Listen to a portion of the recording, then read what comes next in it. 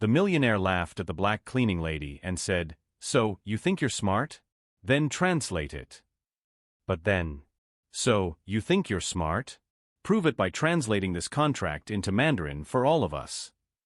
Richard Blackwood's voice echoed through the marble hall of Blackwood Industries, followed by laughter from the executives surrounding him like hyenas waiting for the show to begin.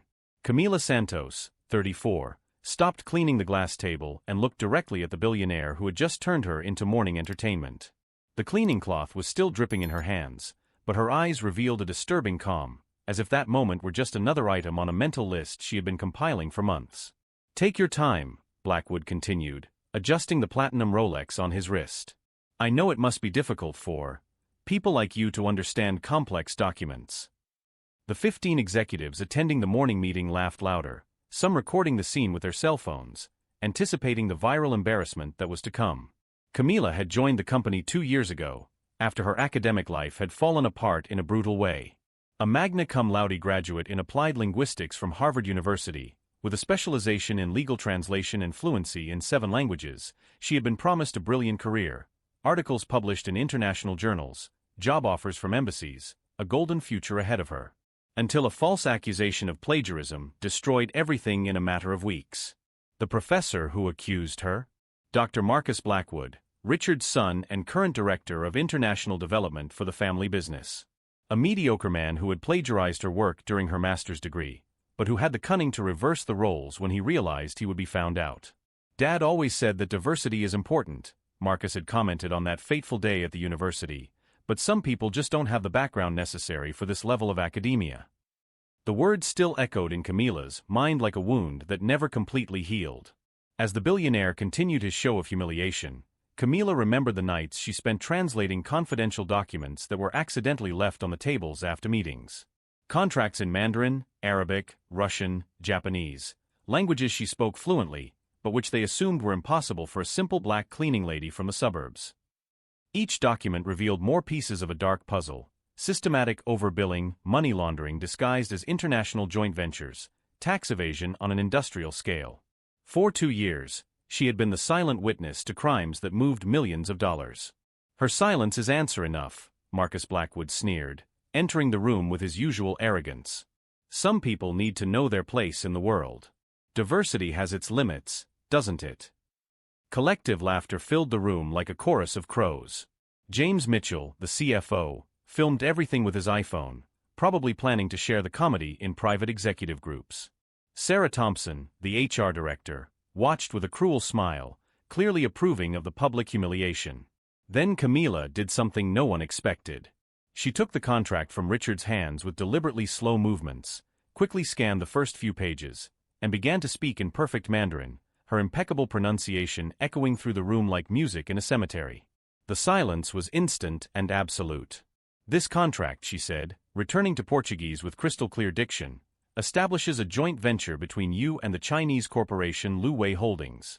Interesting how Clause 47 allows them to take majority control if they detect financial irregularities in any American subsidiary." Richard Blackwood turned pale as if he had seen a ghost. That clause was buried on page 187 of a 200-page document, written in technical language that few Western lawyers could interpret correctly. "Fascinating coincidence," Camila continued, her voice gaining a confidence that made the air in the room thicker. "I'm sure the Securities and Exchange Commission would be absolutely fascinated to know how you are reporting fictitious revenues from non-existent projects to impress Chinese investors." The cleaning cloth fell to the marble floor with a sound that echoed like a gunshot. From the executives' faces, it was clear that they finally understood. They weren't watching a humiliated cleaning lady being put in her place, but someone who had been quietly playing chess while they played checkers with borrowed pieces. Richard opened his mouth to say something, but Camila raised a hand with such natural authority that the billionaire instinctively fell silent.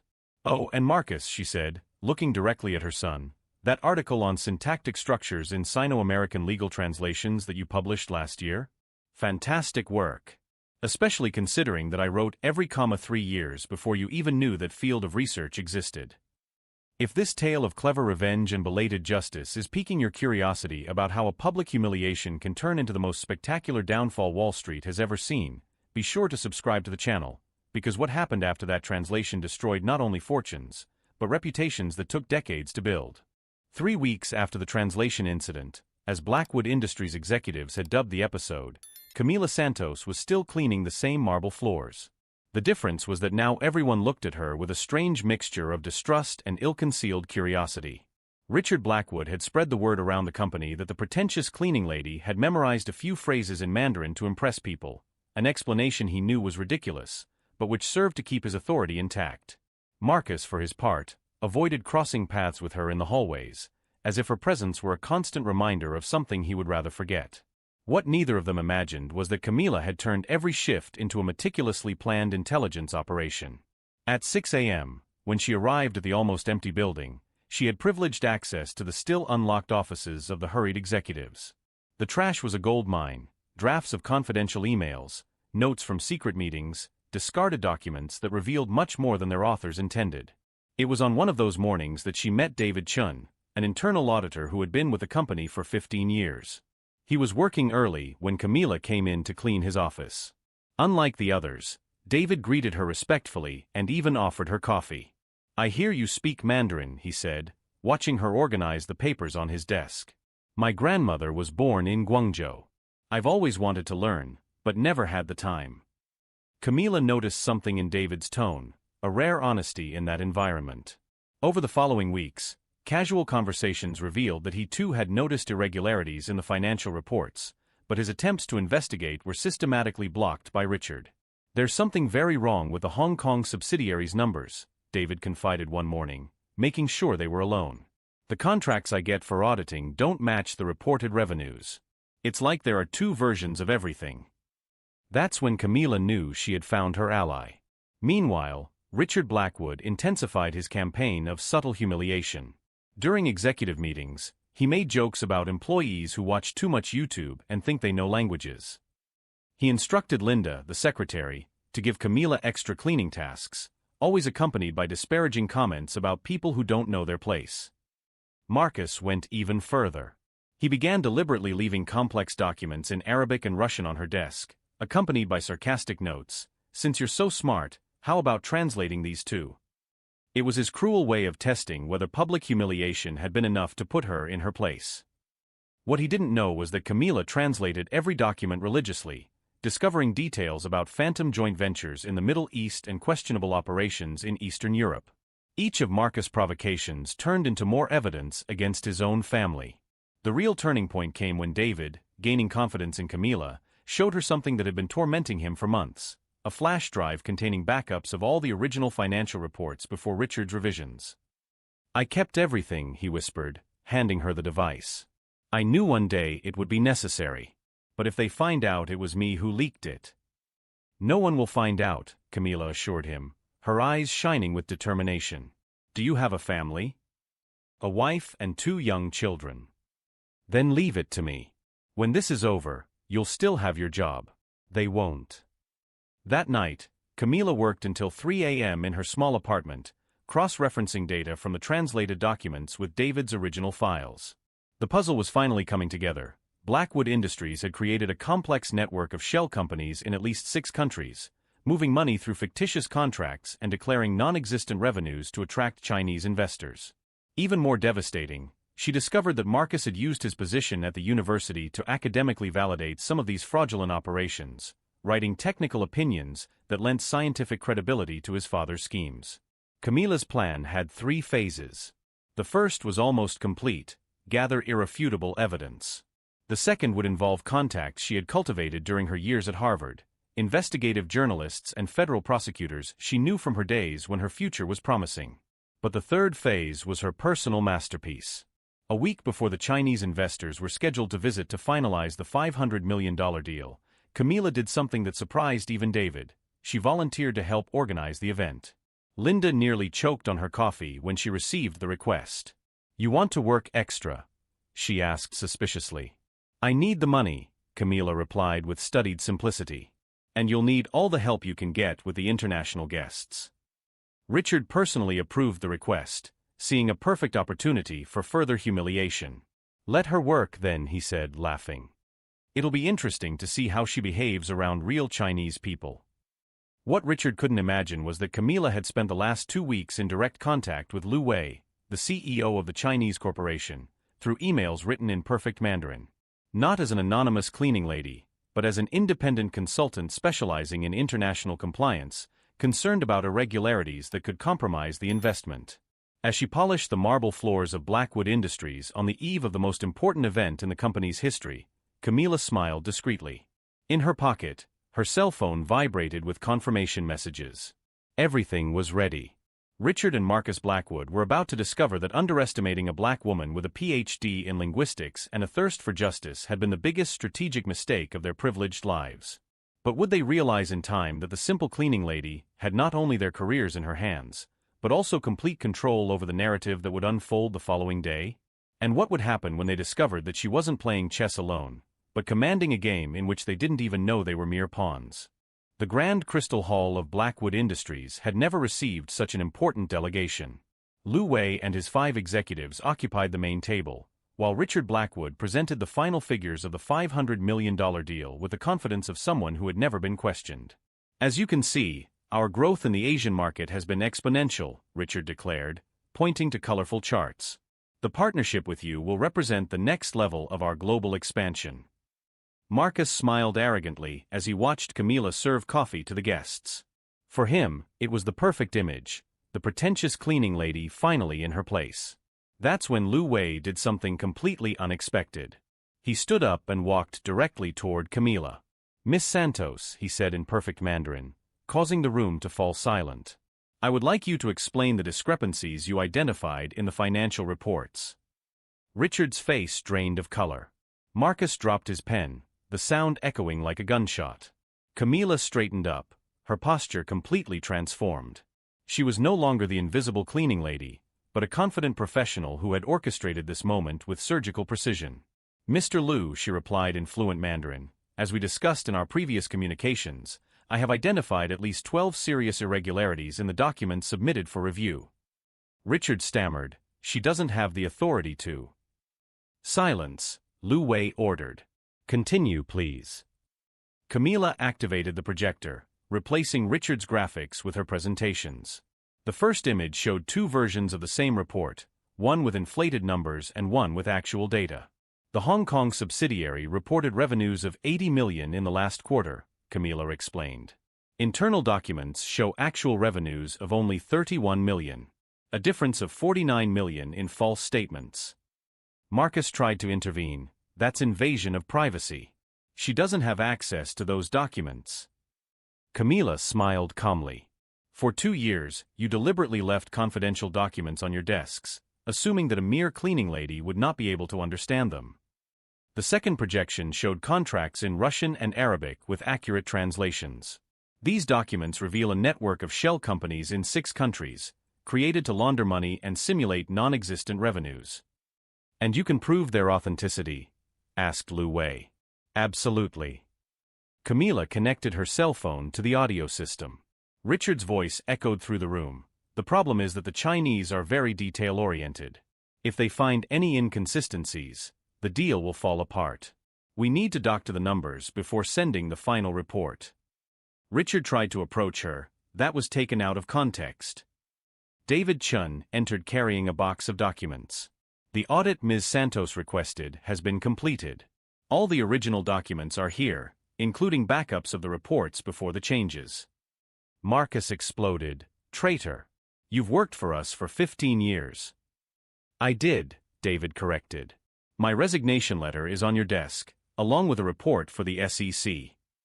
Camilla projected the final piece of evidence, emails in which Marcus instructed universities to academically validate the fraudulent operations, using his position as a doctor to lend credibility to the schemes. "Not only did you defraud investors," Camilla said, looking at Marcus, "but you corrupted academic institutions to legitimize your crimes." Lu Wei discreetly called an assistant, who began photographing all the documents. "Lu Wei Holdings has a strict policy against fraud. We would like to offer you a position as compliance director for our U.S. operations." "I accept," Camilla replied with dignity. "But first, one last observation." She turned to the Blackwoods. "You spent 2 years humiliating me, assuming that a black woman wouldn't have the intelligence to understand your operations. But every time you underestimated me, you gave me access to more evidence. Richard tried a desperate ploy. No one will believe the word of a former cleaning lady. Lu Wei smiled coldly. Miss Santos is not a former cleaning lady. She is an expert with a PhD in linguistics from Harvard. We verified her credentials before our first conversation. Flashbulbs popped as journalists recorded the Blackwoods implosion. 2 federal agents entered the room. Richard and Marcus Blackwood, announced an agent, you are under arrest for wire fraud, money laundering, and conspiracy. As the handcuffs clicked shut, Richard shouted, this can't be happening. We're the Blackwoods. Camila watched silently, her expression serene in contrast to the chaos. 2 years of humiliation had turned into absolute justice. But was the Blackwoods arrest just the beginning of the transformation Camila had planned for that company? And what other revelations were still hidden in the files she had collected during months of silent investigation? 6 months after what the media dubbed the Blackwood scandal, Camila Santos adjusted her haute couture blazer and looked out the window of the 40th floor of what was now called Santos Lu International Holdings. The panoramic view of Manhattan had never looked so sweet. The transformation had been radical. Under her leadership as Chief Global Compliance Officer, the company had not only survived the scandal, but thrived in extraordinary fashion. Chinese investors, impressed by her integrity and competence, had expanded their investment to $800 million, creating one of the largest Sino-American partnerships in the industry. David Chun, now promoted to Chief Financial Officer, knocked on her door with the quarterly reports. The numbers are spectacular, Camila. 340% growth in international operations, 0 audit irregularities, and he smiled, we've just been named Most Ethical Company of the Year by Forbes. And the former owners? Asked Camila, unable to hide her satisfaction. Richard Blackwood was sentenced to 15 years in federal prison for wire fraud and money laundering. He lost everything, mansions, yachts, Swiss bank accounts. He's serving his sentence in a medium security prison in Arizona. David flipped through a few pages. Marcus got it even worse. In addition to 12 years in prison, he lost his doctorate and was banned from all American and European universities. I hear he's now teaching private English lessons online to make ends meet. The irony was delicious. The man who had destroyed Camila's academic career out of prejudice now depended on online classes to pay the rent on a 1-bedroom apartment. Linda Carter, the arrogant former secretary, had been fired for complicity in the fraudulent schemes. She was currently working as a receptionist at a dental office, earning a third of what she had earned before. There's something you need to see, David said, handing her a business magazine. On the cover was a photo of Camila with the headline, From Cleaning Lady to CEO, Wall Street's Smartest Revenge. The 8-page article told the whole story, from her public humiliation to the spectacular downfall of the Blackwoods. The article described her as one of the most respected executives of the new generation, who proved that intelligence and integrity always win out over arrogance and prejudice. That afternoon, Camila visited her old neighborhood for the inauguration of the Santos Educational Center, a 3-building complex she had financed to offer free language and job training courses to the community. Camila has always been special, said Dona Marcia, her former neighbor, emotionally. When she cleaned offices, I knew it was temporary. People like her are born to lead, not to serve. More than 200 people attended the event. Young Black and Latino men approached her to take pictures, seeing her as proof that it was possible to break down seemingly insurmountable barriers. My journey proves that our greatest revenge against prejudice is success, Camila told the crowd. Every time someone tries to diminish us because of our color, origin, or gender, we must transform that energy into fuel to go further than they ever imagined possible.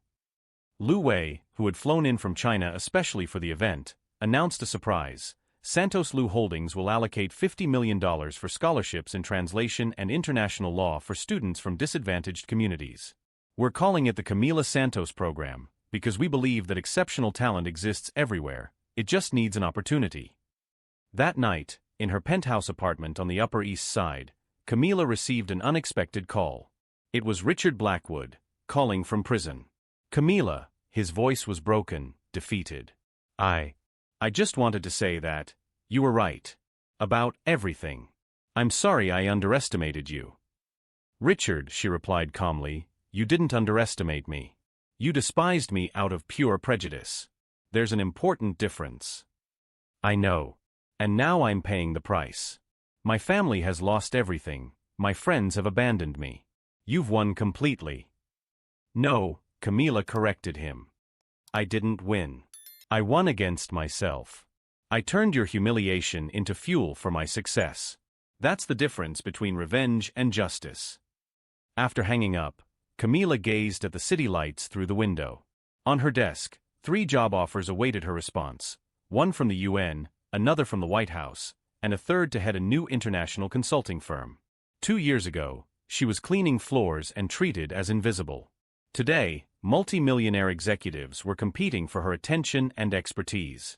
There was no sweeter revenge than genuine success built with intelligence and integrity. The real lesson of Camila Santos' story was not about destroying enemies, but about turning obstacles into opportunities. Richard Blackwood tried to humiliate her because he believed that a black woman's place was serving coffee, not running companies. What he didn't know was that every attempt to diminish her only strengthened her determination to prove that talent has no color, gender, or social origin. The best revenge is not destroying those who hurt you, but building something so great that they realize they were never a match for your true potential. Camila turned 2 years of humiliation into a lifetime of success, and that is a victory no one can take away from her. If this story of transformation and justice touched your heart, subscribe to the channel for more stories that prove that sometimes our greatest defeats are just the prologue to our most spectacular victories.